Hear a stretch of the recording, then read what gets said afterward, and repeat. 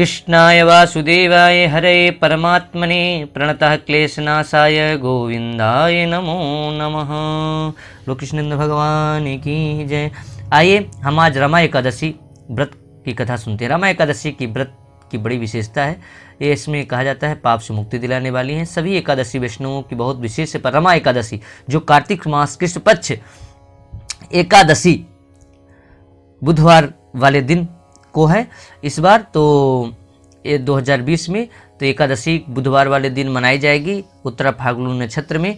तो आइए इस एकादशी का महत्व के विषय में जानते हैं। 11 नवंबर को एकादशी व्रत किया जाएगा। इस एकादशी को लक्ष्मी जी के नाम पर रमा एकादशी कहा जाता है। इस एकादशी पर महालक्ष्मी के रूप में रमा स्वरूप के साथ साथ भगवान विष्णु का पूर्ण अवतार केशव स्वरूप का भी पूजन करने से धन वर्षा और शुभ लाभ की प्राप्ति होती है। यह चतुर्मास की अंतिम एकादशी है। इस एकादशी के व्रत के प्रभाव से जीवन में सुख समृद्धि आती है। रमा एकादशी का जो पूजन विधि है वो बताते हैं। एकादशी के व्रत नियमों का पालन दशमी के दिन से शुरू हो जाता है, अतः दशमी के दिन सूर्यास्त के बाद भोजन ग्रहण नहीं करना चाहिए। एकादशी पर होने वाले धार्मिक इस कर्म को कैसे करना चाहिए। रमा एकादशी दिन प्रातः काल स्नान करें, व्रत का संकल्प लेना चाहिए, भगवान विष्णु का पूजन करना चाहिए।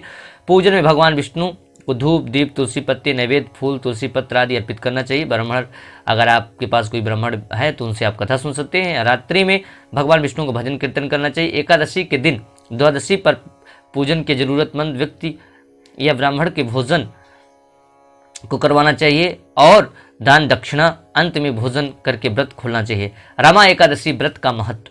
पद्म पुराण में उल्लिखित वर्णन के अनुसार रमा एकादशी व्रत कामधेनु और चिंतामणि के समान फल देता है।